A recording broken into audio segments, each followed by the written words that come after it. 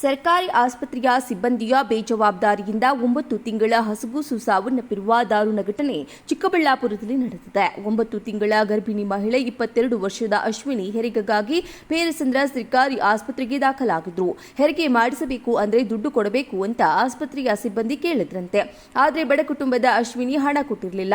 ಇದರಿಂದ ಹೆರಿಗೆ ನೋವಿದ್ರು ತೀರಾ ತಡ ಮಾಡಿರುವ ಪೇರಸಂದ್ರ ಆಸ್ಪತ್ರೆಯ ಸಿಬ್ಬಂದಿ ಕೊನೆಗೆ ಮಧ್ಯರಾತ್ರಿ ಚಿಕ್ಕಬಳ್ಳಾಪುರಕ್ಕೆ ಹೋಗುವಂತೆ ಸೂಚಿಸಿದ್ದಾರೆ. ತಡರಾತ್ರಿ ಚಿಕ್ಕಬಳ್ಳಾಪುರಕ್ಕೆ ಆಗಮಿಸಿದ ಕುಟುಂಬ ಜಿಲ್ಲಾಸ್ಪತ್ರೆಗೆ ದಾಖಲಾಗಿದ್ದಾರೆ. ಆದರೆ ಸೂಕ್ತ ಸಮಯಕ್ಕೆ ಗರ್ಭಿಣಿ ಮಹಿಳೆ ಆಗಮಿಸದ ಕಾರಣ ಮಗು ಹೊಟ್ಟೆಯಲ್ಲಿ ಸಾವನ್ನಪ್ಪಿದೆ ಎಂದು ಜಿಲ್ಲಾಸ್ಪತ್ರೆ ವೈದ್ಯರು ತಿಳಿಸಿದ್ದಾರೆ. ಇದರಿಂದ ಮಹಿಳೆಯ ಕುಟುಂಬದ ಆಕ್ರಂದಿನ ಮುಗಿಲು ಮುಟ್ಟಿದೆ. ಪೇರಸಂದ್ರ ಆಸ್ಪತ್ರೆ ಸಿಬ್ಬಂದಿಯ ವರ್ತನೆಯಿಂದ ನೋವುಂಡಿರುವ ಕುಟುಂಬ ಈ ಜಿಲ್ಲಾಧಿಕಾರಿ ಪಿಎನ್ ರವೀಂದ್ರ ಹಾಗೂ ಜಿಲ್ಲಾ ಆರೋಗ್ಯ ಅಧಿಕಾರಿ ಮಹೇಶ್ ಬಳಿ ದೂರು ಸಲ್ಲಿಸಿದ್ದಾರೆ. ದೂರು ಸ್ವೀಕರಿಸಿರುವ ಜಿಲ್ಲಾಧಿಕಾರಿ ರವೀಂದ್ರ ಪರಿಶೀಲನೆಯನ್ನು ನಡೆಸುವಂತೆ ಜಿಲ್ಲಾ ಆರೋಗ್ಯ ಅಧಿಕಾರಿಗೆ ಸೂಚನೆಯನ್ನು ನೀಡಿದ್ದಾರೆ.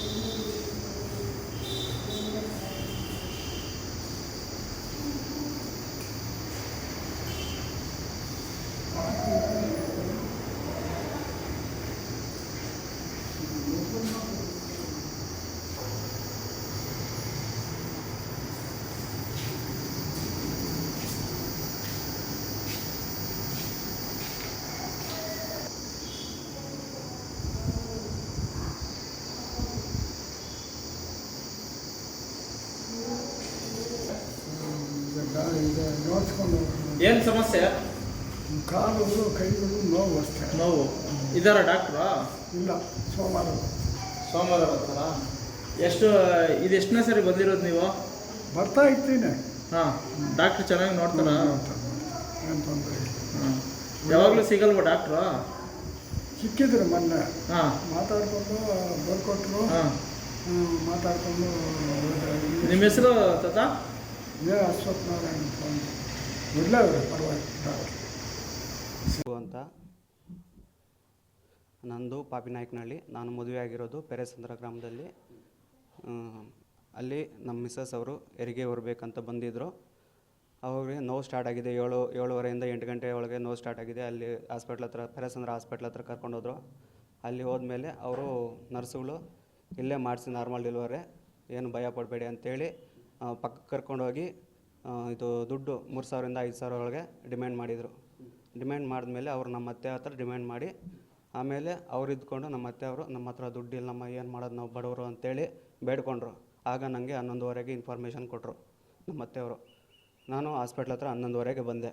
ಬಂದಮೇಲೆ ಏನು ಹೇಳ್ತಿದ್ದಾರಮ್ಮ ಅಂತ ಕೇಳಿ ಅವ್ರ ಹತ್ರ ಈ ಥರ ದುಡ್ಡು ಕೇಳ್ತಿದ್ದಾರೆ, ಏನಾದರೂ ಅಡ್ಜಸ್ಟ್ ಮಾಡು ಅಂತೇಳಿ ನನ್ನ ಜೊತೆಗೆ ಹೇಳಿದರು. ಆಗ ನಾನು ಸರಿ ಆಯ್ತಮ್ಮ, ಮಾಡ್ಸೋಕ್ಕೆ ಹೇಳೋ ಡೆಲಿವರಿ, ಏನೋ ಯಾರ ಹತ್ರ ಬದಲಾಯಿಸಿ ಇಸ್ಕೊಂಬಂದು ಕೊಡ್ತೀನಿ ಅಂತೇಳಿ ನಾನು ಹೋದೆ. ಸರ್ ದುಡ್ಡು ಎಲ್ಲೂ ಅಡ್ಜಸ್ಟ್ ಆಗಿಲ್ಲ. ಬಂದ ಕೂಡಲೇ ಅವರು ದುಡ್ಡುಗೋಸ್ಕರ ಒಂದು ಪ್ರಾಣನ ಕಳೆದುಬಿಟ್ರು ಸರ್. ಅಲ್ಲಿ ಏನೋ ಲಂಚ ಥರ ಮಾಡಿ ಒಂದು ಪ್ರಾಣ ಅಲ್ಲಿ ತೆಗೆಸ್ಬಿಟ್ರು.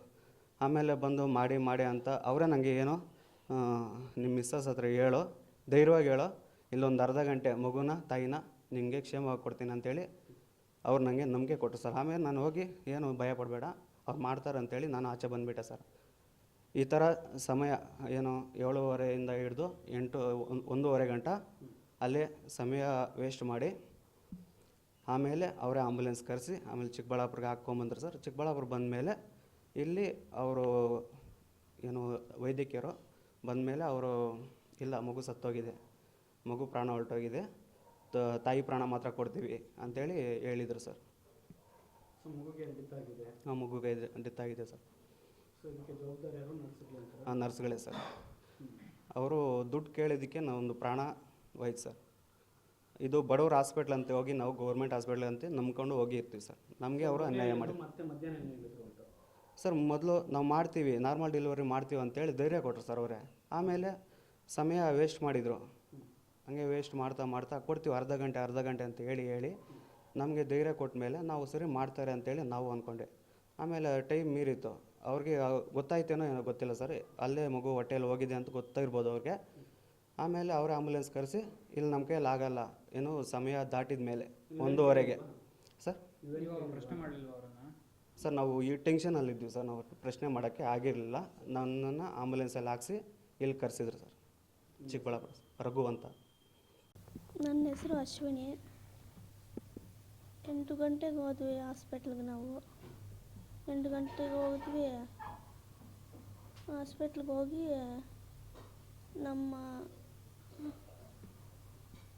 ಆ ಅಮ್ಮ ಯಾರೋ ಅಮ್ಮ ಇದ್ರು. ಆ ಅಮ್ಮ ನನ್ನ ಮುಂದೆ 3,000 ಕೊಡ್ರಿ ಸಾಕು, ನಾರ್ಮಲ್ ಡೆಲಿವರಿ ಮಾಡ್ತೀವಿ ಅಂತ ಹೇಳಿದ್ರು. ಬಡಾಪುರಕ್ಕೆ ಹೋದರೆ 5,000 ಕೇಳ್ತಾರೆ. ಎಷ್ಟನ್ನ ಬಾಧೆ ಬಿಡಿ, ಇಲ್ಲೇ ನಾರ್ಮಲ್ ಡೆಲಿವರಿ ಮಾಡಿಸ್ಕೊ ನೀನು ಅಂತ ಹೇಳಿದ್ರು.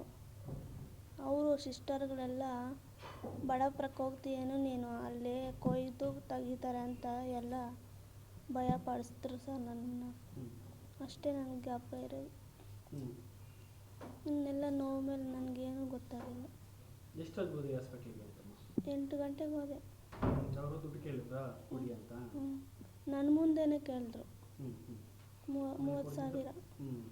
ಕೊಡೋ ಸ್ವಲ್ಪ ಲೇಟ್ ಆಗಿದ್ದಕ್ಕೆ ಡಿಲೇ ಮಾಡಿದ್ರು ಏನಾದ್ರು? ಆಂಬುಲೆನ್ಸು 2 ಅವರ್ ಕರೆದು ಅಲ್ಲೇ ಇದ್ದರು. ಆಗಲ್ಲ ಅಂದಮೇಲೆ ಇಲ್ಲ ಆಗಲ್ಲ, ಹೊರಟೋಗ್ರಿ, ಚಿಕ್ಕಬಳ್ಳಾಪುರಕ್ಕೆ ಎತ್ಕೊಂಡೋಗ್ರಿ ಅಂತೇಳಿ. ಅವ್ರು ಫಸ್ಟ್ ಹೇಳಿದ್ರ ಇಲ್ಲಿ ಮಾಡ್ಕೊಡ್ತೀನಿ ಅಂತ? ಮತ್ತೆ ಯಾಕೆ ಆಗಲ್ಲ ಅಂದರು? ಏನು